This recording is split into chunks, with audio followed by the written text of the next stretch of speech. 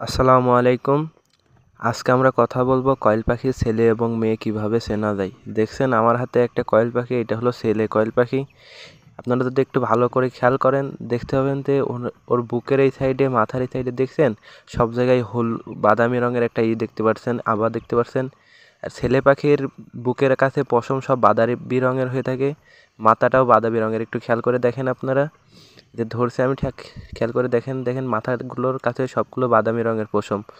এটা ছেলে পাখির ক্ষেত্রে। আর এর আরেকটা বৈশিষ্ট্য আছে যে ছেলে পাখি চেনার জন্য, এটা আপনাদের একটু পরে দেখাইতেছি। এই যে দেখেন বুকের কাছে পশম। আরেকটা আপনাকে দেখাই, এর পিছন সাইডে যদি আপনারা উল্টা করে ধরেন দেখতে পাবেন যে এর পেছন সাইডে একটু ফুলা আছে। এই পেছন সাইডে ফুলা আছে, এই ফুলাটার পরে যদি আপনারা চাপ দেন তাহলে সাদা রঙের ফেনা ফেনা কিছু বের হবে। এই যে আপনারা দেখেন, এই যে সাদা রঙের ফেনা ফেনা একটা জিনিস বের হইতেছে। এইটা একটু আলতো করে চাপ দিলে আপনারা বুঝতে পারবেন যে এটা থেকে ফেনা ফেনা জিনিস বেরাইতেছে। মুরগির ক্ষেত্রে এইটা হবে না, এটা শুধু মোরগের ক্ষেত্রে দেখতে পাচ্ছেন। আর এটা দেখতে পাচ্ছেন পিঠের এইখানে সব বাদামি রঙের, মাথাগুলো সব বাদামি রঙের। খেয়াল করে একটু দেখেন। আমি আপনাদের আর একটা মুরগি পাখি ধরে দেখাই, দাঁড়ান।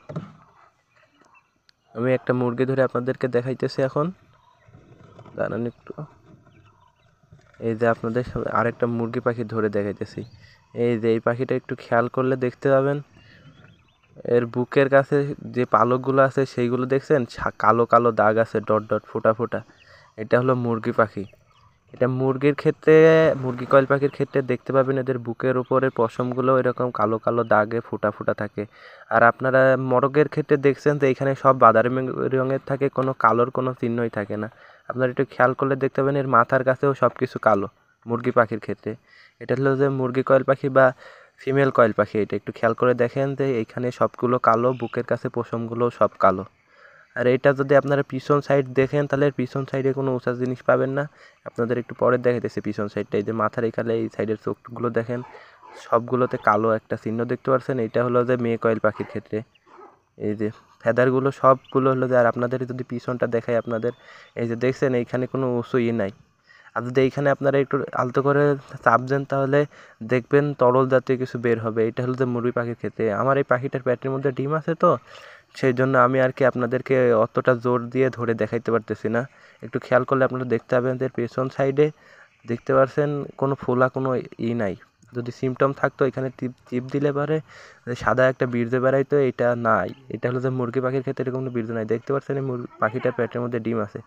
আর একটু ভালো করে দেখেন যে বুকের কাছে সব কালো সোদার। আপনাদের আরও একটা কয়েল পাখি ধরে দেখাই, মুরগি কয়েল পাখি, দাঁড়ান একটু। এই যে আরেকটা আপনাদেরকে ধরে দেখাইতেছি, এটার কালার একটু ভিন্ন। এটা হলো যে এটা যে রিয়েল কালার, এটা হলো যে কয়েল পাখি যে আসল কালার হয়ে থাকে এটা হলো সেই রকম। কয়েল পাখি সাধারণত এইরকম কালারেরই হয়ে থাকে। যেই দুটো আপনাদের দেখালাম এটা একটু ভিন্ন। এইটার বুকের কাছেও দেখতে পাচ্ছেন যে কালো কালো দাগ আছে, দেখতে পাচ্ছেন আপনারা। এটা মুরগি কয়েল পাখি, কালো কালো সবগুলো ফেদার কালো। আপনারা একটু খেয়াল করলে দেখতে পাবেন সবগুলো কালো ফেদার দেখছেন।